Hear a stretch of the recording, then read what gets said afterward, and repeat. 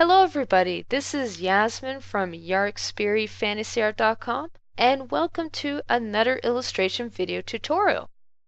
Today I'm actually drawing a anime type character, so I'm drawing a different type of style than what I normally do. So for this I had to do a lot of prep work. I did look at a lot of reference. My style is kind of an amalgamation between my style and a bit of anime.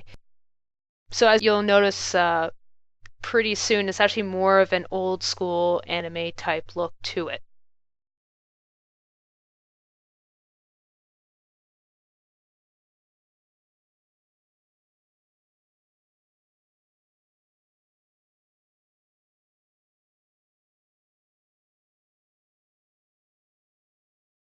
For this request, there's a couple things that I had to include.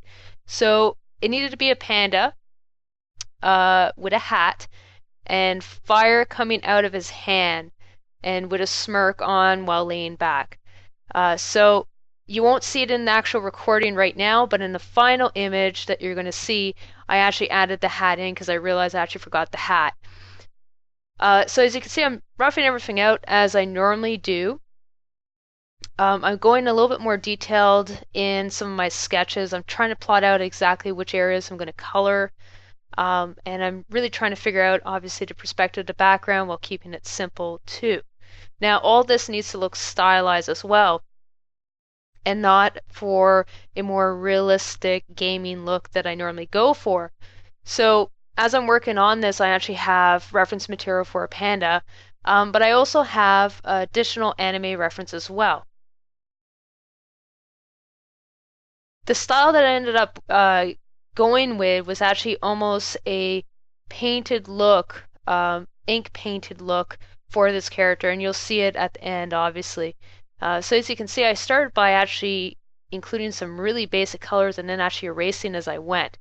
And I kept on switching between those two techniques, painting over and then erasing portions to give it more of a watercolor feel. So this allowed me to get this unique style that is very unique to this one painting that I did. So it looks very much like traditional watercolors just because I keep on switching between those.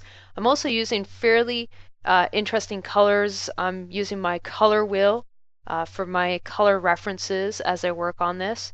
And as you can see, I actually removed out the entire background as I'm actually working on that. I'm only exclusively working on the character at this point. And the main reason for that is because the background will be heavily influenced by the colors and the drawing style that I'm incorporating in this initial painting stage. So because all the elements depend on this initial drawing, I do have to spend a little bit more time just to make sure that this portion looks really presentable before I can move on to anything else. And as I was working on this, I was experimenting, of course, with which areas I was going to lighten, which ones I was going to darken, which areas of the body I was going to have more contrast. So I was playing around with a lot of different aspects, and it really helped bring out some colors and shapes by doing so. Now, I had a multiply layer initially above my actual line art, after which I actually kept on adding some normal layers to it, fading in and out the colors so that I could get the more faded, gradual look that I was going for.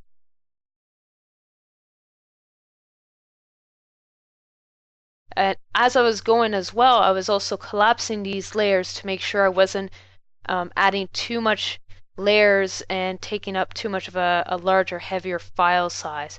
So by doing this, I ended up with actually a file size that was actually pretty small in comparison to what I normally work with, especially with the colors that I was working with and the style. But it also made it more workable for me because I didn't have to worry about other formatting issues later on.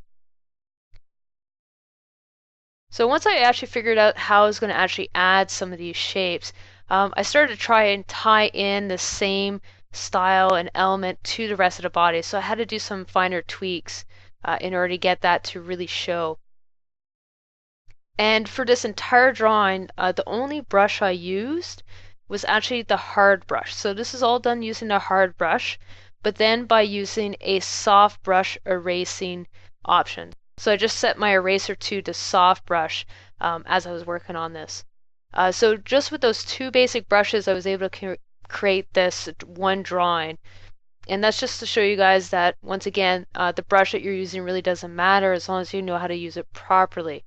Because I was going for some harder edges on this, the hard brush allowed me to do that, and that's why I went with that brush instead of purely the soft brush. This also allowed me to get those sharp outside colors, but then meld in and erase the portions I didn't need. And that's how I was able to create this style, was by switching between those two. Now, this entire drawing was actually much shorter than what I normally do. It was only about 5 hours of drawing time, and that included also the referencing too. So the entire drawing time for this was actually pretty short in comparison to some of my other pieces. It also didn't require as much prep time, and part of that had to do with the fact that I was going for a more stylized look. Because it was more stylized, I could go a bit more cartoony in certain areas, and for this reason, it didn't take as much time. One thing I do recommend for you guys is, if you're just starting out, is that you should try to time yourself as you're drawing, because if you don't do that, then it gets hard to actually figure out how much time you're actually spending on a piece, and that could be problematic if you do get requests for drawings later on. Now, I haven't had too many requests per se, but I have noticed that if I don't keep in account how long it takes for me to actually do a piece, I do tend to undercharge. Another question that came up and that was posted on my Santa Claus drawing was that how I create those perspective lines. And all I've done for those perspective lines is I've actually used the polygon tool, but there's an option, a little squiggly option of a little symbol above the polygon. If you click the downward arrow for that, you can set it to star, and then you can set the sides to 99.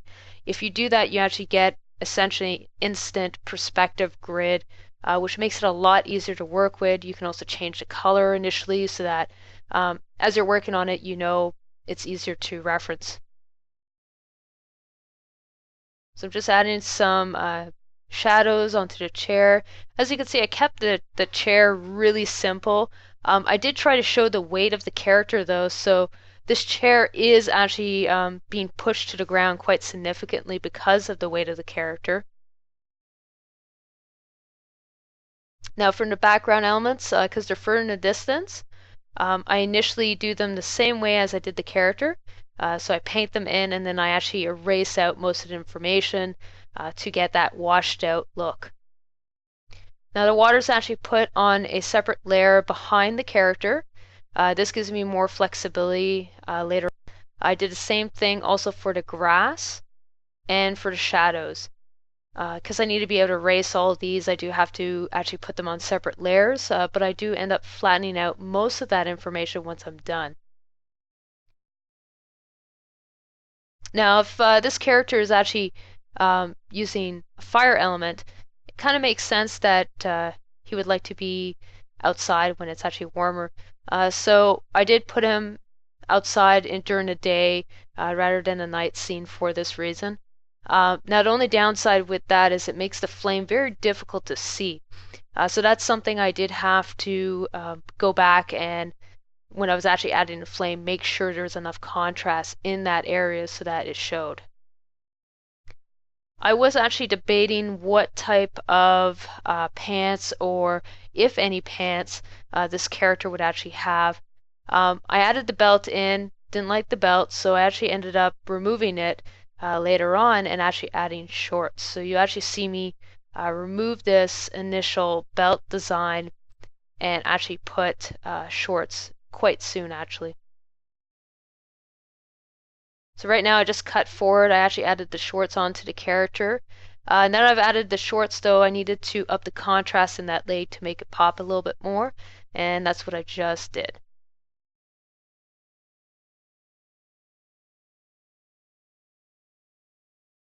So I'm just working on the eyes right now. And now, because these eyes do have to be anime-like, I initially plot out how I'm actually going to paint the eyes just in black and white, but I go in afterwards and add the same color or close to it, the color that's actually in the fireball that he's holding. Now, as I'm adding the light from this fireball, I'm making sure to add some of those elements and colors within the character. This helps tie everything in and make it look more realistic as well, while keeping that same stylized look.